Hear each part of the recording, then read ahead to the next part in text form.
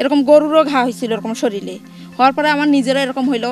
রংপুরের পীরগাছা এখন এক মৃত্যুঘণ্টার মতো আতঙ্কে কাঁপছে। গ্রামের পর গ্রাম জুড়ে ছড়িয়ে পড়ছে অদৃশ্য এক ঘাতকের দাপট, যার নাম অ্যানথ্রাক্স। গবাদি পশু থেকে মানুষের দেহে প্রবেশ করা এই রোগে ইতোমধ্যেই অর্ধশতাধিক মানুষ আক্রান্ত হয়েছে, আর উপসর্গ নিয়ে কোলে ঢলে পড়েছেন দুজন।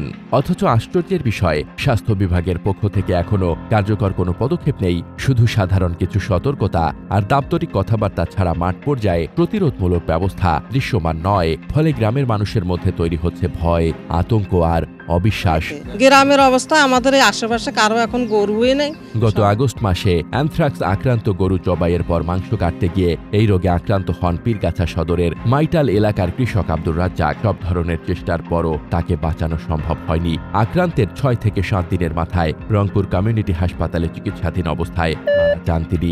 মানুষ বলছে, যদি এখনই আক্রান্ত পশুর জবাই বন্ধ করা না হয়, যদি বাজারে সংক্রমিত মাংস ও চামড়া বিক্রি চলতে থাকে, তবে এই রোগ অচিরেই মহামারীতে রূপ নেবে। অ্যানথ্রাক্স কোনো সাধারণ রোগ নয়, এটি বেসিলাস অ্যানথ্রাসিস নামের ভয়ঙ্কর ব্যাকটেরিয়ার আক্রমণ। সংক্রমিত পশুর রক্ত, মাংস, চামড়া কিংবা হাড়ের সংস্পর্শ এলে মুহূর্তেই ছড়িয়ে পড়ে মানুষের শরীরে। সবচেয়ে ভয়ঙ্কর বিষয় হলো, এটি শুধু ছড়ায় না, মৃত্যুঘাতী আকার ধারণ করে। আক্রান্তের শরীরে প্রথমে দেখা দেয় কালো রঙের ঘা, সঙ্গে সঙ্গে জ্বর, প্রচণ্ড ব্যথা ও শ্বাসকষ্ট। কারো কারো ক্ষেত্রে রক্তক্ষরণ হয়, অভ্যন্তরীণ অঙ্গ প্রত্যঙ্গ ক্ষতিগ্রস্ত হয় এবং সময় মতো চিকিৎসা না পেলে মৃত্যুই শেষ পরিণতি। আরও আতঙ্কের ব্যাপার হলো, এই জীবাণু মাটির নিচে বছরের পর বছর বেঁচে থাকতে পারে। অর্থাৎ আজ একটা পশু মারা গেলেও তার দেহাবশেষ মাটিতে পড়ে থাকলে আগামী মৌসুমে আবার সেই মাটি থেকেই জীবাণু ছড়িয়ে পড়তে পারে নতুন করে। বিশেষজ্ঞরা বলছেন, অ্যানথ্রাক্সে আক্রান্ত পশুর মাংস, রক্ত ও মৃত পশু যেখানে সেখানে ফেলে রাখার মাধ্যমে এর জীবাণু মাটিতে ছড়িয়ে পড়েছে।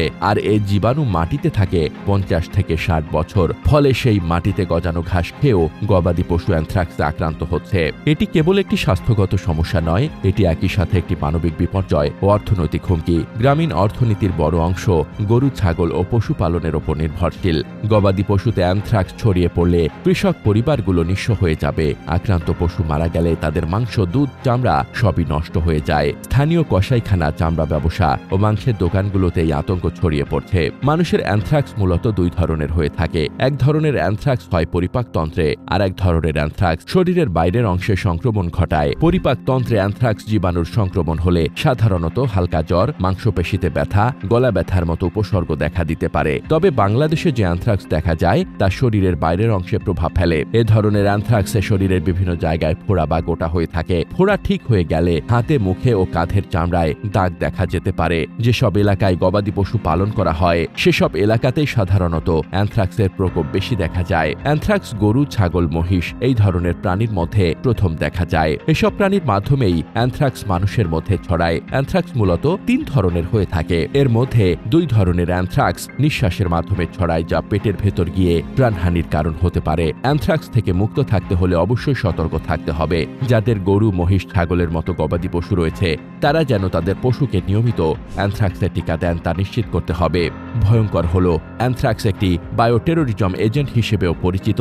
সারা বিশ্বে এই রোগকে উচ্চ ঝুঁকিপূর্ণ বলে ধরা হয়, কারণ এটি দ্রুত সংক্রমিত হয়, নিয়ন্ত্রণ কঠিন আর মৃত্যুহার অনেক বেশি। উন্নত দেশগুলোতে এ রোগ প্রতিরোধে থাকে কঠোর নজরদারি, পশুর নিয়মিত টিকাদান, সংক্রমিত এলাকা কোয়ারেন্টাইন করা। কিন্তু আমাদের দেশের বাস্তবতা হলো, সংক্রমণ ছড়ালেও প্রশাসনের কার্যকর উদ্যোগ অনুপস্থিত। শুধু নামমাত্র সতর্কতা দিয়ে পুরো একটি অঞ্চলের মানুষের জীবন রক্ষা করা সম্ভব নয়। অ্যানথ্রাক্সের প্রভাব কেবল স্বাস্থ্যেই সীমাবদ্ধ নয়, সামাজিকভাবেও এটি ভয়াবহ বিপর্যয় তৈরি করে।